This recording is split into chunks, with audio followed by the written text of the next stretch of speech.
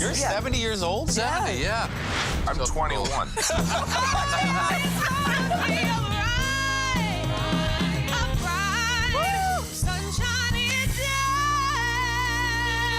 We'll see you 7 o'clock sharp.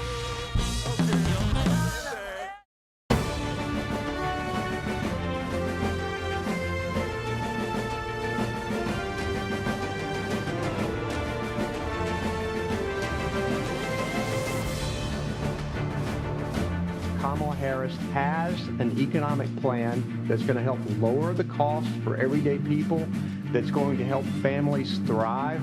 Only candidate who will be on the stage tomorrow night that has shown how you rebuild an economy, Donald Trump. It's a pretty easy choice. Trump's the reason we're in this mess to begin with. Yes? He is the one who took down Roe and unleashed all of this chaos and all of this cruelty.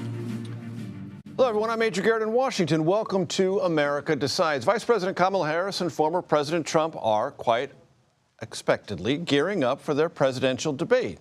Just as you would imagine they would. The candidates will face off for the first time tomorrow night. That's in Philadelphia. Both are taking slightly different approaches in their preparation. Harris has been practicing with campaign advisors standing in for Trump, while Trump has had not very many of these mock debates, but has been brushing up, staffers say, on his various policies. Election Day is just 57 days away. Tomorrow night's debate could, of course, prove pivotal. Our CBS News Battleground Tracker poll shows a very tight race in 3 important states: Michigan, Pennsylvania, and Wisconsin. Our Caitlin Huey-Burns and Ed O'Keefe are standing by with more on the debate, but we will start with Anthony Salvanto and the latest CBS News polling.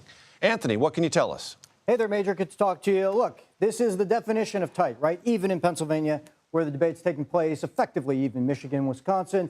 I want to show you one reason why within the framework of the economy, and it's this. People say that their incomes aren't keeping up with inflation. When people say that inflation is a major factor in their vote, we find Donald Trump winning the lion's share of those voters. Okay, that's advantage Trump. But that's a little bit retrospective, right? Sort of punishing the party in power if you don't think the economy is doing well. But then when I ask people, okay, whose policies or would their policies help the middle class, you get a much more even breakdown. You get slight majorities in all these states saying they think Harris's policies will. You get about half saying Trump's will, but a little bit of an advantage there for Harris. So framing how they approach the economy, that's one way you sort of do a viewer's guide to what you're going to see tomorrow night, Major.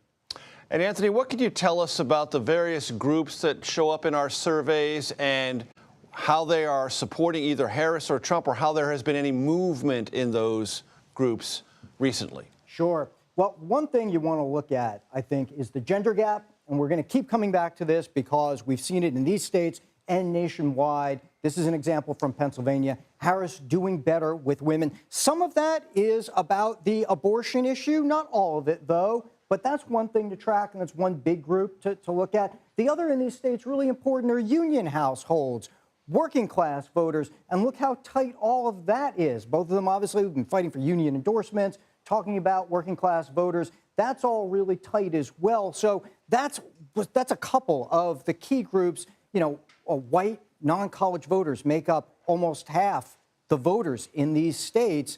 And that's another critical group we're going to look at. And that's another critical group that I think you're going to have to see. They're breaking towards Donald Trump, but can Harris cut in to some of those numbers, Major? Anthony, it is assumed in the Trump world that when former President Trump posts on his social media platform, he is talking only to his base, and nobody else in America really pays much attention to those remarks, no matter how incendiary or ranting they may sound. What do we know about the effect, if any, of his social media posts on the electorate? Oh, people pay attention. They don't necessarily weigh that against their vote, though, by which I mean this. We find 7 in 10, and this is an example from Wisconsin, it's in all the states, who don't like those posts. In fact, they say that they're trying to be insulting toward Kamala Harris. But just the same, a quarter of those voters are voting for Donald Trump nonetheless. And many of his supporters don't think they're insulting. They like them. Same is in the eye of the beholder, Major. There's a lot of Trump voters who feel that the messages coming out of the Harris campaign, they also consider insulting. Yes, they tell us in this poll that they'd like to hear positive messages, that they'd like to hear good things from both candidates. it's politics, and so they may not get what they want, but that's how they feel, Major. Anthony Salvanta, always a pleasure. Thank you very much. Caitlin Huey-Burns and Ed O'Keefe join me now. Want to bring in you both. Ed, let me start with you at the White House. From the Harris campaign's perspective, how important is tomorrow evening's debate?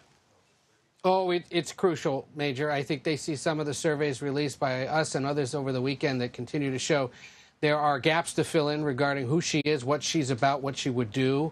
And in the conversations I've had with Democrats today, across the spectrum, across the country, they've said she's really got to set up a contrast and give a sense of what she would do going forward, spend less time going back. If she can stoke him into personal attacks on her or grievances that he likes to air every so often, that's a net positive for them because it will remind those handful of undecided voters in these 7 states or so what he's been about and what he could continue to be about for the next 4 years. And if she's got some kind of a positive looking ahead message, that helps.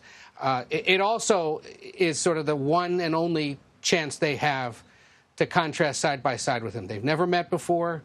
She's been in the House chamber when he gave the State of the Union. That's about it. But they've never been face to face. She's never faced an adversary quite like this. She's a good debater since she was a DA, an AG, and a Senate candidate. She can take on competition, but never quite someone like Trump. And so that's what these last few days of intense preparation out in Pittsburgh have been all about. Ed, before I go to Caitlin, I want to ask you also about what difference, if any, has it made in these preparations for the vice president that it has been determined that the mics, more often than not, will be muted in these exchanges?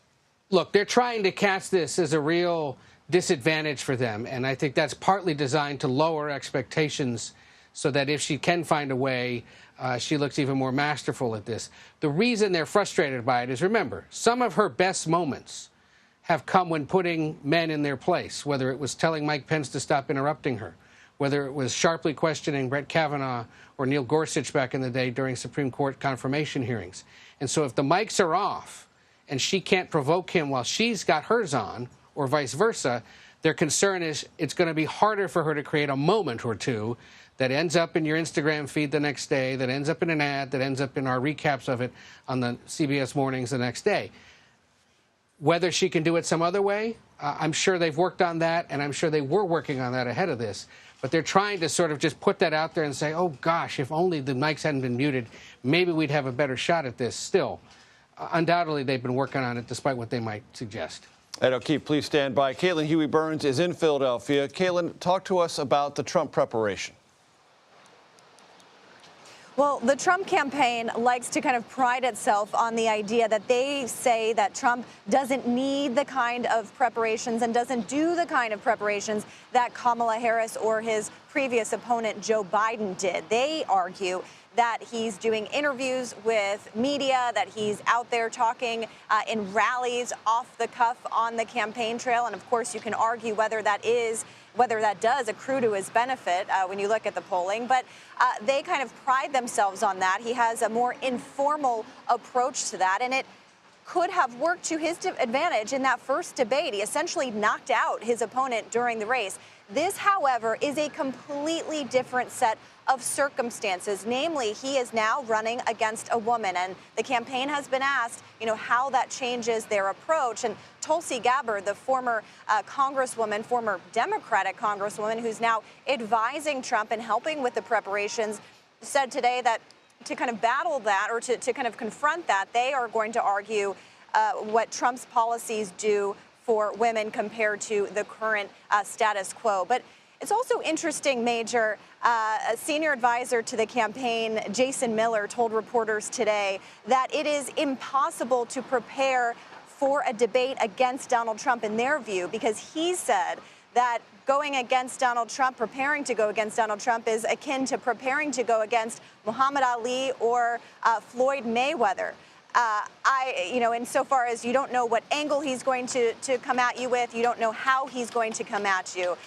I don't know a lot about boxing, admittedly, but in my view, that is setting pretty high expectations for this kind of performance to make that kind of comparison. So as much as they argue that this is a moment that they believe all the stakes are high for Kamala Harris, they're setting some pretty high expectations for themselves as well today. Yeah, they're setting high expectations, and yet the former president is on record saying that the vice president is incompetent, can't put two sentences together, is unintelligent. I mean, how do you square those two kinds of orientations? Yeah, that's exactly right, Major. And what they are trying to do, what the campaign says, their goal for success, how they would define success tomorrow night, is if the former president can attach Biden and all of the baggage of this administration, in their view, to Kamala Harris, because that's what they've been trying to do over the past 6 weeks or so. Essentially say she is a stand-in for Biden and attach all of his policies and all of his perceived failures to her. And in polling, you know, you haven't necessarily seen that yet, although the race has certainly tightened, as you mentioned, in those key battlegrounds. So that is how they are defining success for their campaign for tomorrow.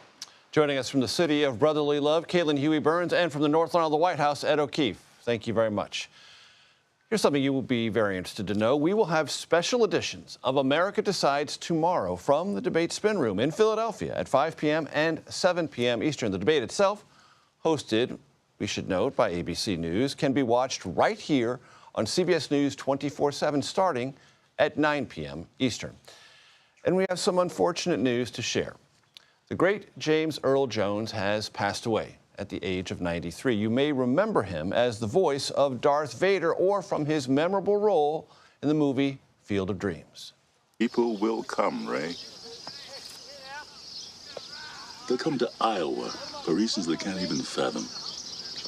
They'll turn up your driveway, not knowing for sure why they're doing it. They'll arrive at your door as innocent as children, longing for the past. James Earl Jones passed away surrounded by his family this morning. And we'll be right back.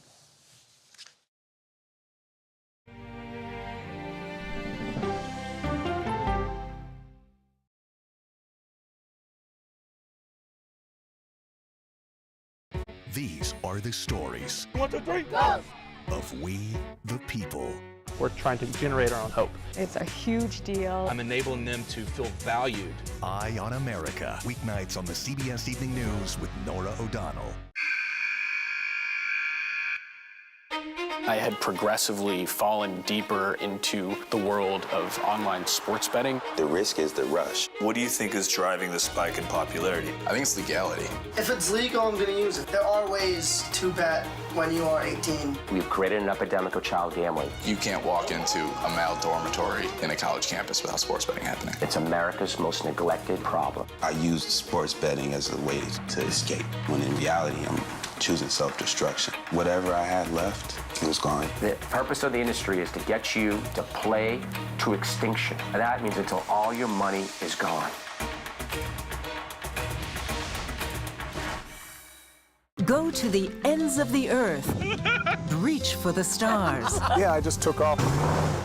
That kind of thing. Oh, that's pretty good. Because there's always something new under the sun on CBS Sunday morning.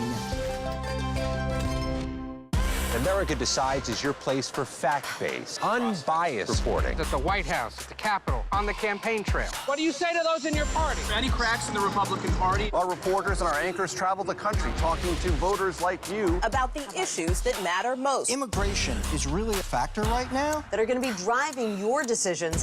What would you say to those who say, look, that's just democracy at work? Listening to you and bringing your voice into our coverage. I want a strong, proud America. Is democracy on the ballot in 2024? Let us help you decide. America Decides. Stream our expanded one-hour program Monday through Thursday at 5 p.m. Eastern. Exclusively on CBS News 24/7, the streaming home of CBS News.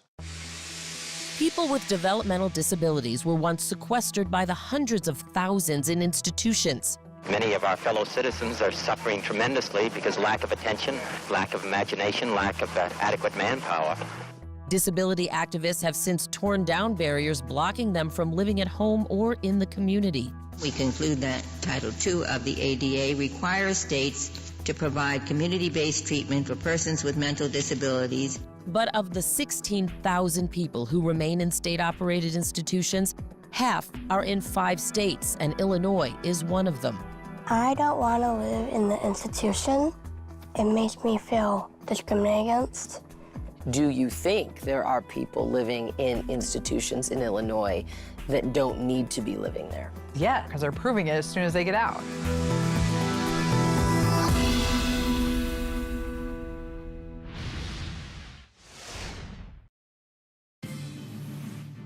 Welcome back to America Decides. We're just one day away from Kamala Harris and Donald Trump's big showdown in Philadelphia. Michael Tyler is here to further discuss that. He is the Harris-Walz campaign's communications director and joins us from Wilmington, Delaware. Michael, always good to see you. It was said at the Democratic Convention in Chicago, I know you remember, by many prominent Democrats, there will be bad polls, the race will tighten. Don't lose focus, don't lose heart. How are you digesting this weekend's polling data?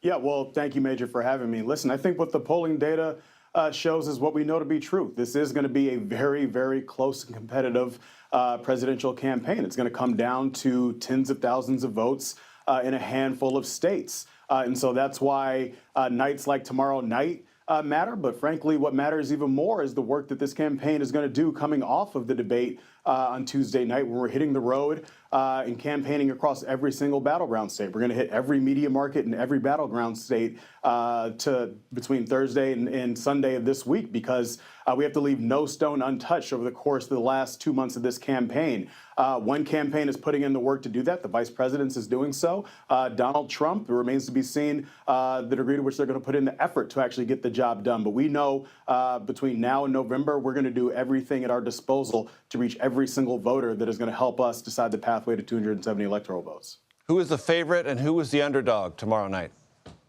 Well, listen, I think the vice president has made very clear that she sees herself as the underdog in this race, right? You're running against a former president. You're running against somebody who, as it relates to tomorrow night, has obviously, this will be his seventh presidential general election debate. The vice president debated last in 2020 against Mike Pence.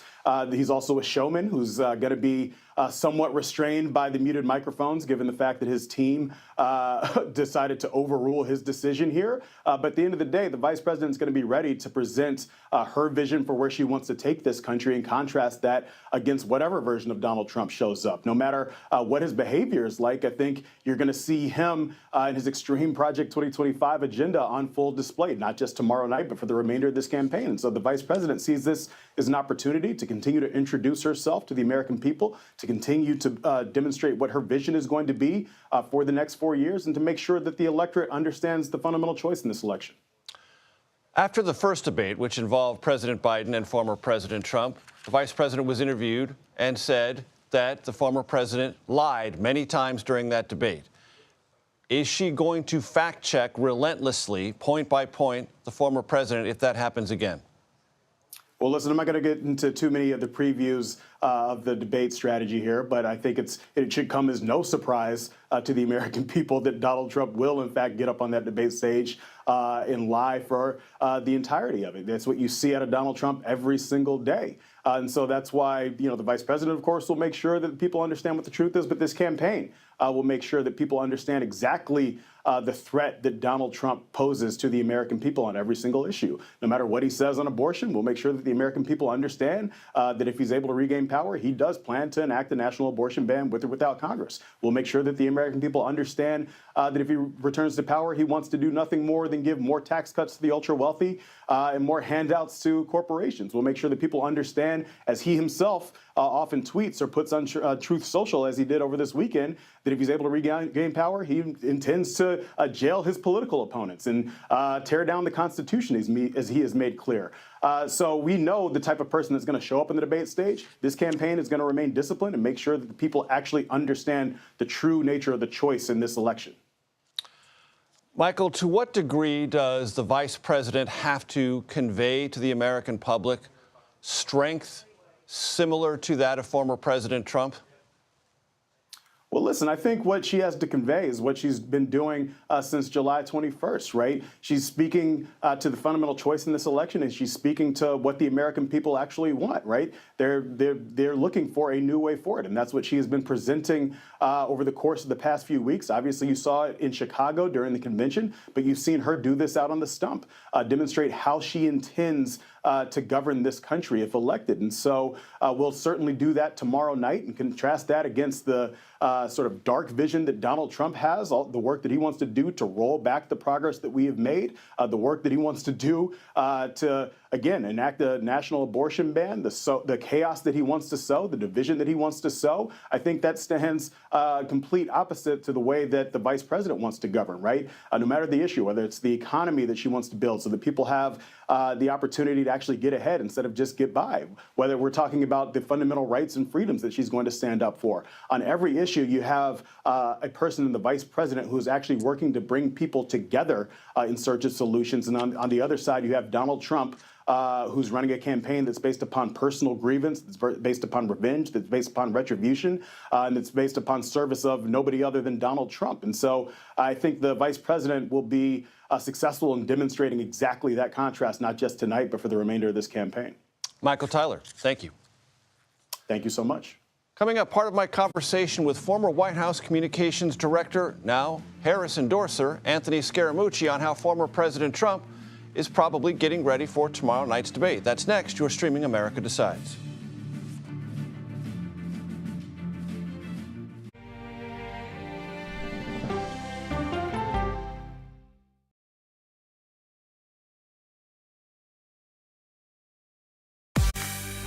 On our places, bright, shiny faces. When you wake up in the morning, we want to be your go-to team. Nate has one of the quickest minds I've ever seen. Tony has a way of making people feel comfortable. Gail has this unbelievable knack to ask the question that you're asking at home. I've been told I could talk to a tree, and that's pretty much true.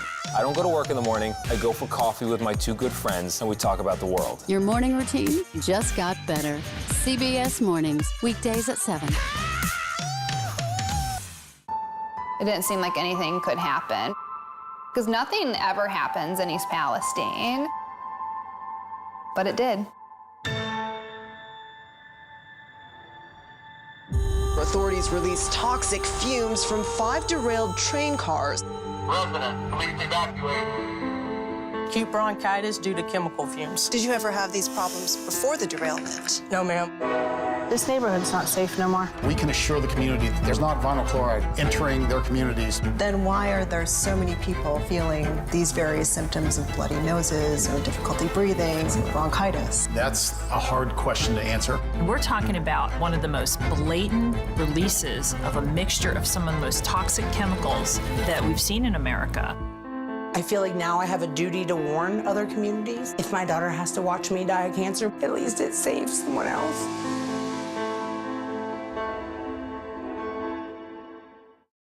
This case. It's like a screenplay, something straight out of Hollywood. But it's not fiction. It's 48 hours. Human remains found this week. 4 families shattered. There's no physical evidence. The mystery would haunt investigators for years. There's some questions that have to be asked and need to be answered. Like a John Grisham novel. A gripping true crime original. 48 hours. Now streaming on the free CBS News app. Stories that inform. You can be really old at 60, and you can be really young at 85. Inspire. How do we unlock the power within ourselves to be who we want to be? And brighten your day. The best part of fame is making people feel good. Always send the people home happy. Make every day a little more like Sunday morning. Here comes the sun. Stream now on the free CBS News app. Hello, everyone, and welcome to our Dragon capsule here in space. Sightseers in space, the thrill of a lifetime. Seeing the Earth from space, it was so exhilarating. But the risks that come with the territory. There have been 4 fatal accidents. That's a 1% fatal accident rate. Might make you look before you launch. If you had 1 out of 100 airplanes falling out of the sky, we'd have a public crisis. Space tourism, now streaming on the free CBS News app. Welcome back to America Decides. The 2020 election was maddening for many election officials. Baseless allegations of fraud, harassment, and threats of violence were just some of what they had to endure, and to a certain degree are still enduring. Last week, election officials in 7 battleground states convened in Georgia to compare notes. I sat down with 4 of them to discuss their preparations for November. In Michigan, for years, as we've gone through this process before, we always say we hope for the best, but plan for every contingency. So that involves a lot of anxiety and a lot of scenario planning and a lot of thinking about the worst that could happen and then making a plan for it.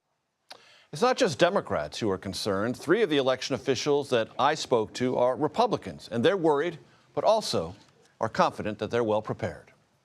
The biggest thing I worry about is the possibility of violence, again, regardless of outcome, by people who lose. We're prepared. We know what we've seen in the last 2 cycles. We're sort of ready for anything. But I've got great faith in our team, and I've got great faith in the people of Maricopa County. You can see more of my conversation with battleground election officials tomorrow night on the CBS Evening News. Anthony Scaramucci is predicting how his former boss, Donald Trump, will approach tomorrow's debate. I spoke with the former White House communications director for my podcast, The Takeout. Looking forward to this first and possibly only presidential debate between Kamala Harris and former President Trump. Do you consider it, from now until Election Day, the most important event? So I think if it's a neutral outcome, then I don't think it's the most important event. But I think if somebody damages themselves or somebody outshines the other, then it becomes important. You know, in 2020, Major, Joe Biden bested Donald Trump in the first debate. He was a little wild, probably had COVID at the time, and President Trump dropped 5 points after that debate, and he never regained ground after that. So if something monumental like that happens, yes, then I do think it's an important thing. What would you say is most on the mind of Trump going into this encounter?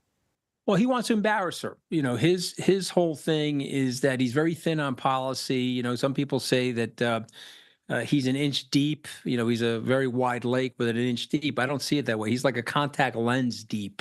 And so he doesn't have a lot of policy chops. So he's going to want to embarrass her. So he's hoping that some ad hominem attacks will unravel her. And he wants to juxtaposition her as unpresidential compared to him. And so some of that is imagery. And so he'll try to bully her at the debate. That's my prediction. It's been successful for him. The playbook has been successful for him. So he's not going to change the playbook now. You can watch more of my interview with Anthony Scaramucci this Sunday at 10:30 p.m. Eastern right here on CBS News. It's Donald Trump's most blatant sign yet that he may not accept defeat in November. The very controversial social media posts and what they mean if he loses the election. That's next. You're streaming America Decides.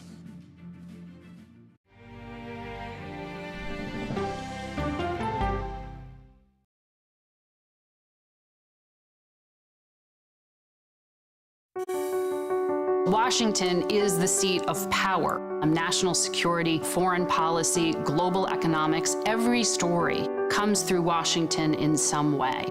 We bring some of the most powerful voices in America to the table. We don't just ask the questions, you have to go deeper. We try to understand what's at the heart of the issue we're talking about, to then come forward with solutions. Face the Nation on CBS. The justices ruled that Harvard and the University of North Carolina violated the Constitution. In the aftermath of the Supreme Court decision to end affirmative action in college admissions, uncertainty sets in for some students of color. Affirmative action really gave us an equal opportunity. CBS Reports explores the historic decision and what it means for those chasing an opportunity to change their lives. I knew that college was the ticket to break this cycle. The end of affirmative action, now streaming on the free CBS News app. America Decides is your place for fact-based, unbiased reporting. At the White House, at the Capitol, on the campaign trail. What do you say to those in your party? Any cracks in the Republican Party? Our reporters and our anchors travel the country talking to voters like you about the issues that matter most. Immigration is really a factor right now that are going to be driving your decisions.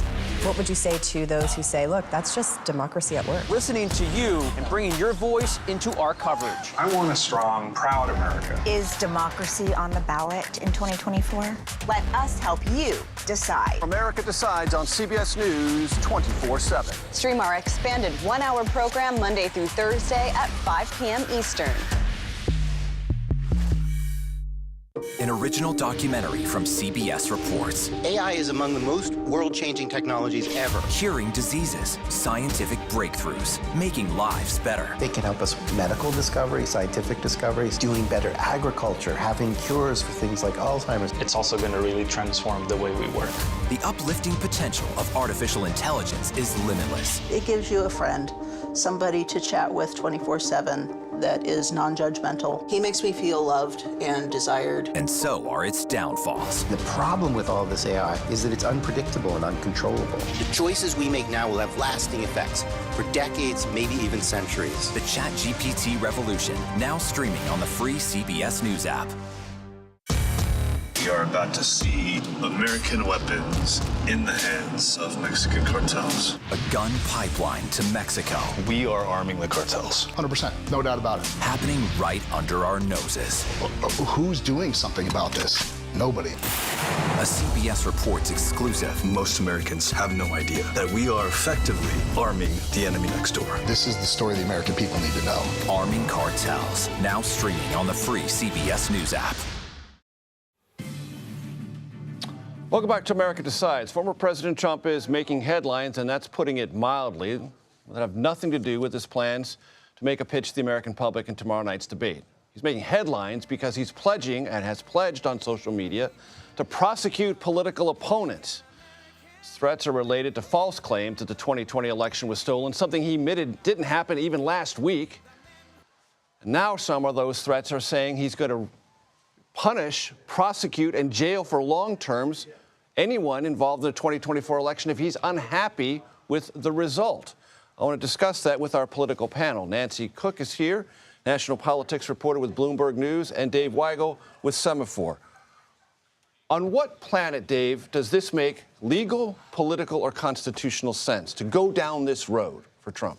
Not in any of those categories, and he's gone back and forth on this. I'm not trying to soft pedal it. He's gone back and forth. He's demanded credit for not going after Hillary Clinton for, I don't know, what would have been the case in 2017, right. and he has regretted not going after his political opponents because the way he frames every trial, every investigation, is that they're just trying to take him out. So it makes a lot of sense to Republicans. It's teeing up for tomorrow's debate. It's another example of the universe, the media universe that Donald Trump exists in right now is different than the one he had in 16 and 20. It's one where you say something like this and you get cheered for it. It's not one where you need to make new converts to convince people you're going to behave responsibly with power.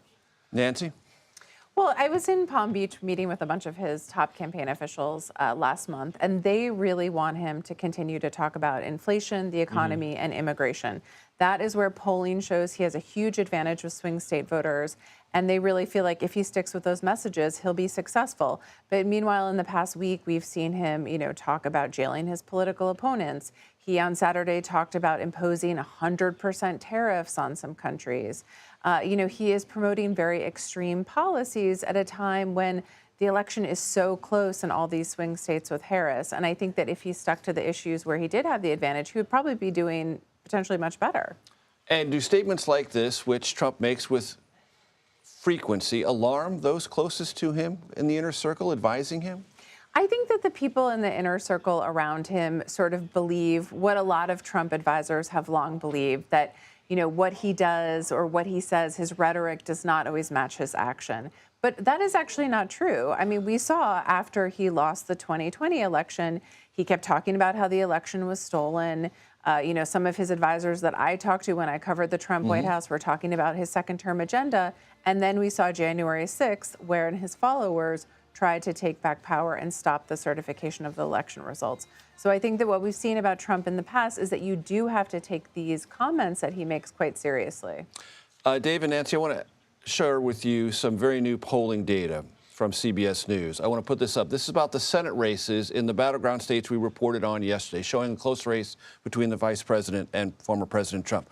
So in order, let's go Michigan. Alyssa Slotkin, 48%. Over Republican nominee Mike Rogers, 41%. We'll go to the next one, which is Pennsylvania. Bob Casey, the incumbent, 48%. Dave McCormick, the Republican nominee, 41%. Again, Democratic incumbent Tammy Baldwin in Wisconsin, 51%. Republican nominee Eric Hovde, 43%. All of these show outside the margin of error leads for the Democrats and running against ahead of Kamala Harris. What does that tell you, Dave? These are also all opponents that Mitch McConnell likes. I should say Republican nominees that Mitch McConnell likes. These are not candidates who got over the line with the Trump endorsement in a primary and the party's embarrassed by them. They really wanted David McCormick to be the nominee in Pennsylvania. They cleared the field. They really wanted Eric Hovde once it was clear Mike Gallagher was going to run for Senate. They really wanted Mike Rogers, who dropped a potential presidential race, which he probably would have lost, to do this. And you're seeing a separation everywhere. Swing states. Let's focus on the ones that have the Senate races.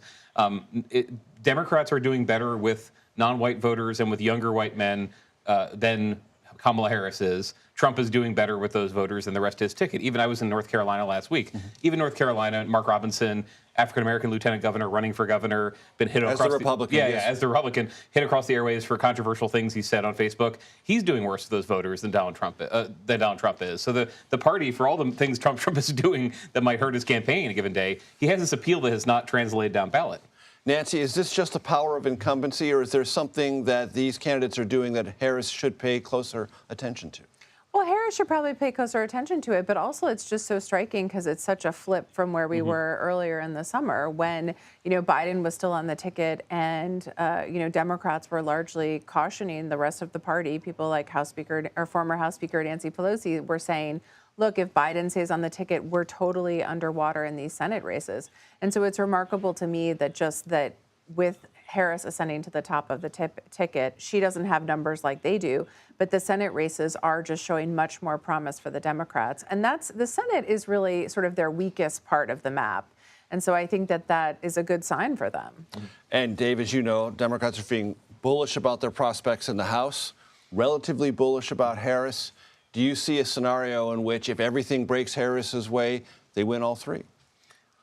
They would need to pull out, if not Montana, need to win a surprise in Texas or in Florida. There is no math that gets in the Senate without that. So it's still, you talk to even optimistic Democrats, they're thinking about a House that would follow the Harris agenda, a Senate that would stymie this or that. There's already some conversation about what you can offer to Lisa Murkowski and Susan Collins, who I think who'd be in cycle in maybe her final term, maybe not.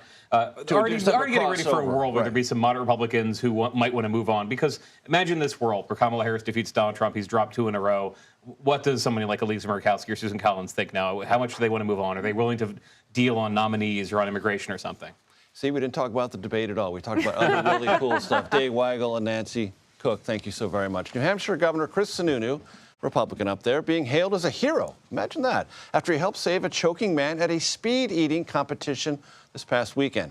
The governor hosted the Hampton Beach Lobster Roll Eating Contest. Apparently that's a thing up there.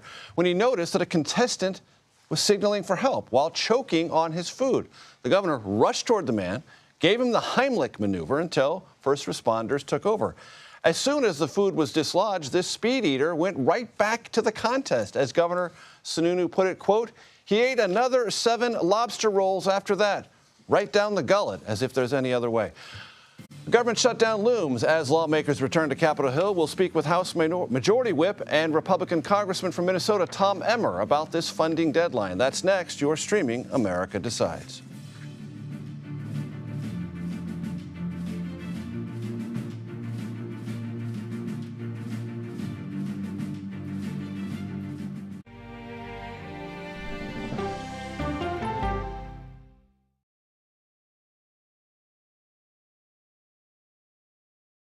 Go to the ends of the earth. Right now. We got something crazy.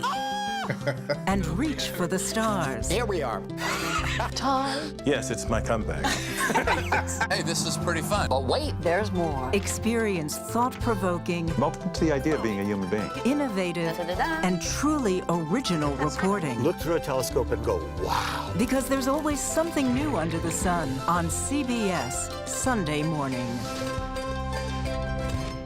At this moment, terrorists could be plotting another attack. 9/11 triggered a counter-terrorist system that included a secret database. This person needs a closer look. A growing list of nearly 2 million people, including some Americans who say they're innocent. For 1-hour flight, I have to spend 6 hours to go and come back. CBS Reports explores the system, the people responsible for it, and those pushing for change. I'm not fighting against them. I'm fighting for them to do the right thing.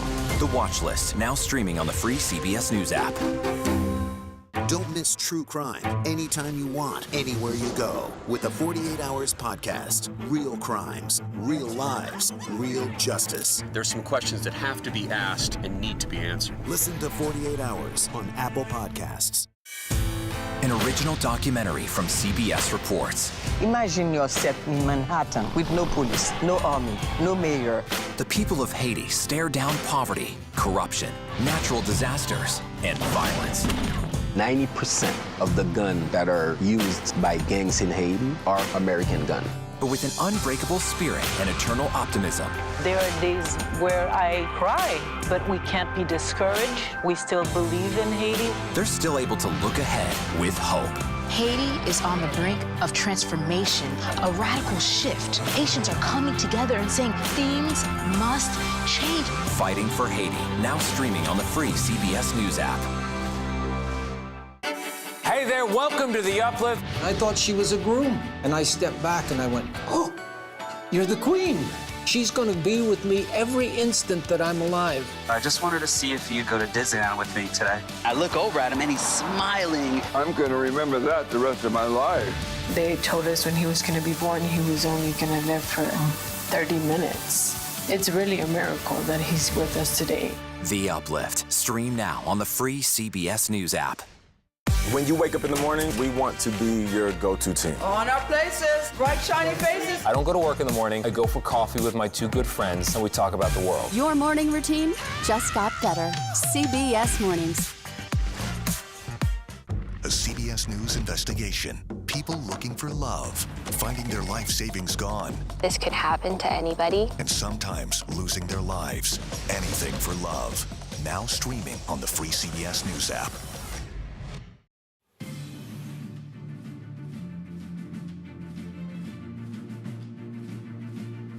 Welcome back to America Decides. Lawmakers are back on Capitol Hill following a weeks-long summer recess to address yet another fast-approaching government shutdown deadline. Funding for the government runs out on October 1st. That's roughly 3 weeks from today. House Republicans are pushing a continuing resolution that would keep the government funded through March 28th. It is coupled with a House-approved Republican bill that would require Americans to provide proof of citizenship in order to vote in federal elections. The White House has strongly criticized this proposal. House Majority Whip and Minnesota Republican Congressman Tom Emmer joins us now. Tom, it's great to see you. Thanks for being here. So there's a continuing resolution to avoid a government shutdown pending. Will that pass this week in the Republican-controlled House of Representatives? The Republicans in the House are definitely going to move a stopgap funding bill. We'll whip the current form of it tonight, which is the SAVE Act, right? Which requires only American citizens vote in U.S. Federal elections. And then will you have the votes to pass that iteration of this continuing resolution? Oh, we may. We're going to be whipping it tonight. You may not. We're going to be whipping it tonight. We'll know better where we're at tonight, Major. Not trying to be evasive. The goal is to pass it this week and then move on to what everybody wants to get done before Yes October. or no, will there be a government shutdown? No, I don't believe there will be. How does this get resolved? I think Republicans and Democrats get this thing done before the end of the month. And that thing that gets done before the end of the month extends spending authority to the end of the year or longer? Well, you have to have a willing dance partner. And at least under the House proposal, it'll have the SAVE Act in it, and it'll have a 6-month continuing resolution. The Senate, I don't know yet if they're interested in that long of a period. Sounds like they're not. But we do hear that they're not interested in the SAVE Act, which is frankly pretty amazing when you consider that 87% of Americans think that it's not a bad idea to have people prove their citizenship in order to register to vote. So it'll be interesting if they say that's actually a poison pill in the deal, Garrett. Major, I do this to you all the time, don't I? Yeah, too many hits to the head. But literally, if that's their poison pill, what does that tell the American people? You know as well as I do, Congressman, that the statistical probability or actual presence of undocumented people participating in U.S. elections is extremely small. Listen, what we have are tens of millions of people coming across our southern border. I don't know what statistics you can look in the rearview mirror and say that all applies to what we're looking at right now. You've had a wide open border under this administration. You've had more than 10 million people come illegally across the border, and it's nice of you to call them undocumented. The fact is they are illegally in this country, and that needs to be dealt with. They should not be participating in elections. My state, you got a governor who voted, who signed a law that allows illegals to get driver's licenses. How do you guarantee that they're not going to use that license and attempt to vote? They may not know any better. But they don't. The statistics show over and over again that they don't, and they haven't. Is this a problem a solution rather, looking for a problem? Is it really? I'm just asking. If it's a real thing, if they believe that only American citizens are voting in U.S. elections, Major, then there shouldn't be a problem with this, because you're just confirming what's already happening if you believe that. But instead, they're saying it's a poison pill, and they're saying, even though it's already the case, they're not in favor of it. Doesn't make any sense. You can't have it both ways. Last week, former President Trump said he lost the 2020 election by a whisker, conceding something he had refused to concede for almost 4 years. Can we now, as a nation, put to rest the lie about the 2020 election, that it was stolen from former President Trump? Major, we should be talking about the issues right now that matter to people in this country, about the inflation that's killing middle class in this country, about the open border, southern border, that's not only contributing to all kinds of people who we don't even know what their background is coming across our borders, but fentanyl overdoses in all these small towns across the country. And we should be talking about what peace and stability around the globe looked like under the last administration. That's what we should be talking about. And that, frankly, is going to be the topic tomorrow night in Philadelphia. When I was in Milwaukee, there was a degree of confidence I'd never encountered before at a Republican convention, talking about expanding the map, Virginia, New Hampshire, Minnesota. Would you say Minnesota is up for grabs still, or has the election shifted away and better for Trump to focus elsewhere? Well, when it comes to Minnesota, look, the policies of Kamala Harris and Donald Trump are going to determine the presidency. Donald Trump has already showed what an America First policy looks like. I would argue that over the last 3.5 years, Kamala Harris has showed us what an America Last strategy looks like.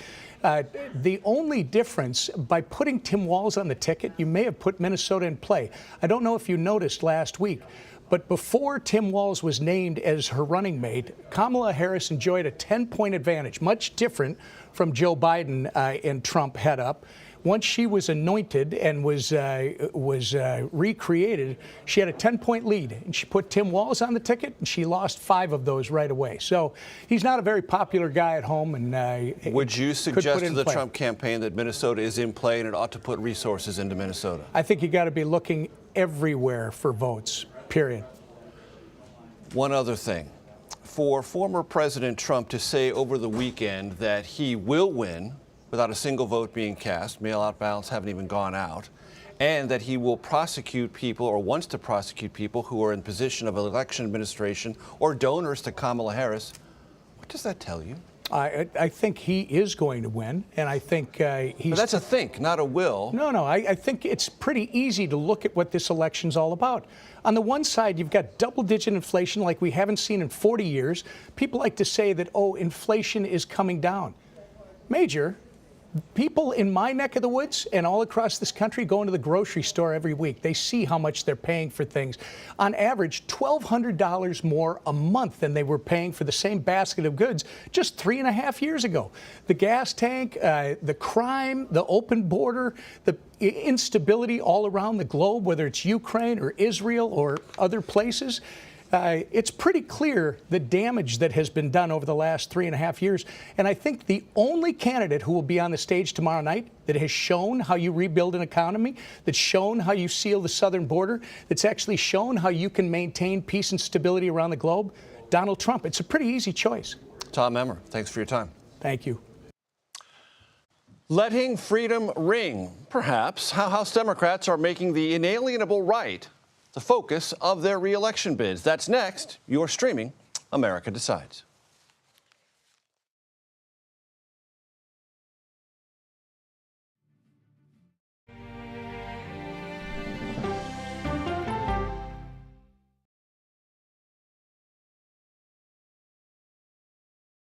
Okay, so let's just start at the beginning. Well, let me start with this. What is at stake here? What is the answer then? Do you know why? You want me to just keep going? Is that a good thing or a bad thing? Were there death threats? How is this possible? What's wrong with that argument? Are you saying they lied? Have you told the government that? Why won't you say the word crisis? You're not answering my question. Is that scary? Does that make sense? What do you mean? What does that mean in Did any of that make sense? What's your response? What happened? Why? It's time for the CBS News Original 60 Minutes, Sunday on CBS and streaming on Paramount Plus. There is no more room in our city. New York City is receiving record numbers of migrants. Today, we're going to have more than 500 adults and children come through that door. Tensions rise as shelters reach max capacity. We don't have to take care of them. CBS Reports goes inside a crisis cities and families are facing as they fight to survive. The United States still has that glimmer of hope for people to come here. Fighting for a future. Now streaming on the free CBS News app. An original documentary from CBS Reports. Since you started La Soup in 2014, do you have any sense as to how much food you've rescued from the landfill? We've rescued 4.5 million pounds. I can't even fathom how much food that is. And that's one little person in one little city in America. We're going to call this chicken piccata. We did 450 of these meals today. This is the exact dish that you and I are going to have. Yep. Oh my God. Is it good? Mm-hmm. Having a plan of how to keep people fed should be in every single city. So if we eliminated food waste, could we eliminate hunger? Yes. Eating Trash, now streaming on the free CBS News app. America Decides is your place for fact-based, unbiased reporting. At the White House, at the Capitol, on the campaign trail. What do you say to those in your party? Any cracks in the Republican Party? Our reporters and our anchors travel the country talking to voters like you About the issues that matter most. Immigration is really a factor right now. That are going to be driving your decisions. What would you say to those who say, look, that's just democracy at work? Listening to you and bringing your voice into our coverage. I want a strong, proud America. Is democracy on the ballot in 2024? Let us help you decide. America Decides on CBS News 24/7. Stream our expanded one-hour program Monday through Thursday at 5 p.m. Eastern. When people say who's first to get in the morning, that would be me. Morning news matters because it sets the tone for your day, and it's a way of getting you started. Day to day, that first draft of history, it happens right here. We're going to uplift you. We're going to send you out your way. We take you places, we teach you new things, and we make you feel like, it's not all bad. People say to me, you always seem to be having a good time. And you know what? You're right. Your morning routine just got better. CBS Mornings, weekdays at 7. Welcome back to America Decides. In more ways than one, Beyonce's hit song, Freedom, has kind of become the unofficial anthem for Kamala Harris's presidential campaign now. In a memo reviewed by CBS News, the Democratic Congressional Campaign Committee is urging an emphasis on freedom in close House races. I want to bring in our Scott McFarland. Scott, walk us through your new reporting on this. Yeah, CBS News got a hold of this new memo from the Democratic Congressional Campaign Committee in which they're urging their own members and their campaign advisors to adopt this freedom message in their campaign platform and their campaign messaging. Obviously, that would kind of coincide with what Vice President Harris is saying, but they also take this interpretation of the word freedom that they think can be mechanized effectively in their campaigns to expand freedom to not just protection of democracy, but women's reproductive rights, to issues countering Project 2025, which they argue may be encroaching too much on the executive branch and its freedoms. But also, I think it's indicative of the different complexion politically of these House races versus other battleground state races, because so many of these competitive House races are in states that are more traditionally blue. New York has a half dozen competitive races. California has at least a half dozen competitive races. From the House Democrats' campaign strategy, they think that type of messaging is effectively, or especially effective in states like that. So those of us old enough to remember and who've read a few history books remember FDR, Franklin Delano Roosevelt, talk about the four freedoms. Is this a kind of 21st century echo of that kind of either messaging or emphasis? I think it's good campaign messaging to have that type of word associated with whatever argument you're trying to make, whether it fits like a glove or not. One of the more interesting conversations I had today was with the Democratic challenger in the Pennsylvania 10th Congressional District. This is a Democratic challenger against Scott Perry, the multi-term Republican from South Central Pennsylvania. And I asked her about this idea of freedom, and she immediately segued from talking about democracy on January 6th to women's reproductive rights, almost synthesizing those two somewhat different issues beneath the same heading. So to a degree, it's branding, but the House Democrats are urging their own members to adopt this, thinking it to be efficacious. What's the economic tie-in? First of all, there's a tie-in about having the freedom to make your own decisions with your own money. I mean, they can make the argument that that goes into tax policies. Where are we giving our tax cuts? Where are we shifting our tax policies? Again, that fits under the branding concept. But you can see a history of Democrats doing this. Let me take you back to 2022. In that special election in August 2022, the first federal election after the Dobbs decision, the Democratic challenger used the words freedom and transitioned to abortion rights, women's reproductive rights, utilizing it for the first time. And the Democrats overachieved in that special election and won it in upstate New York. Scott, you know Republicans would tell you, hey, we own freedom. We've owned freedom for decades. Democrats can't encroach there. They got no purchase. And the Republicans, with their emphatic response to our reporting, said Americans are looking for freedom from Vice President Harris's history of policies. You can see how it's adopted and mechanized by both parties. But this is as much about campaign lingo, campaign jargon, campaign messaging, as it is about the platforms, because these two parties in so many of these battleground states have already spent a lot of money and a lot of airtime explaining their platforms. And there's an Afghanistan report worth noting. Yeah, this is quite separate from our conversation about this DCCC memo. Long awaited, multiple years from House Republicans in their investigation of the tragedies in 2021 at Abbey Gate in Afghanistan. It's about 350 pages. The cover shot shows President Biden, but there are 285 references in this report to the, quote, Biden-Harris administration and what they did, clearly trying to connect Vice President Harris to all their findings. A few top lines of the report. They say that the Biden administration let that U.S. embassy stay too large for too long, leaving those there vulnerable in the case of an attack and for the collapse of the Afghan government. They also criticized them for leaving the Abbey Gate open for those seeking to get refuge, but leaving members vulnerable for attack. They also criticized the Biden administration for leaving weaponry by the billions and equipment by the billions in Afghanistan. Democrats respond, Major, saying that it was the Trump administration that put this date on the calendar in the first place and drew down U.S. military prematurely, too quickly, leaving all this vulnerable. This is what happens when you put this kind of report out between Labor Day and Election Day. You leave it prone to weaponizing for campaigns. Scott McFarland, thank you. I am going to do you a favor. You didn't even ask. I'm going to relieve you of the curiosity you might have about election forecasts. Here's my advice and my gift. Ignore them. They have no mathematical or predictive value whatsoever. They are less reliable, in fact, than the least reliable weather forecast. Now, we do not do election forecasts here. Other news organizations do. I'm not here to fault their motives or their methods, because we have sort of come to believe that data and correct assumptions about that data can guide us to answers we most crave. And who doesn't crave the answer to the question, who's going to win? The problem with election forecasts is there simply isn't enough data. A recent article in Politico by Justin Grimmer, a professor of public policy at Stanford, argued that projections we use in other walks of life, say the future of stock prices, the aforementioned weather, or how to target advertising, rely, statistically speaking, on millions upon millions of observations of behavior, often collected on a near continuous basis. This allows for predictive confidence. That is not how presidential elections work. If I asked you, I bet you could not tell me how many presidential elections we have had. This will be America's 60th.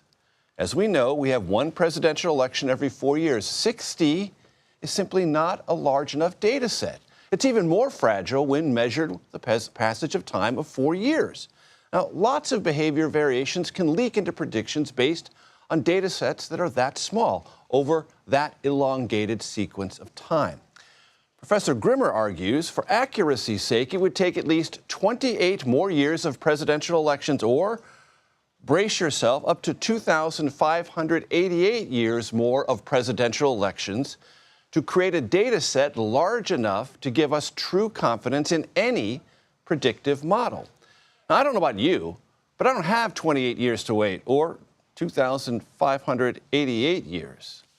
Yeesh. So no disrespect to those who build such models, and no disrespect to those who have put some stock in them. I'm just trying to save you some time, some energy, and maybe some emotional bandwidth. Election forecasts beguile, but do not reveal. They entrance, but do not explain. They dazzle, but do not determine. Leave them, at least until election year 4612. That does it for today. We'll be back with another edition of America Decides tomorrow at 5 p.m. Eastern. The Daily Report with John Dickerson starts right now.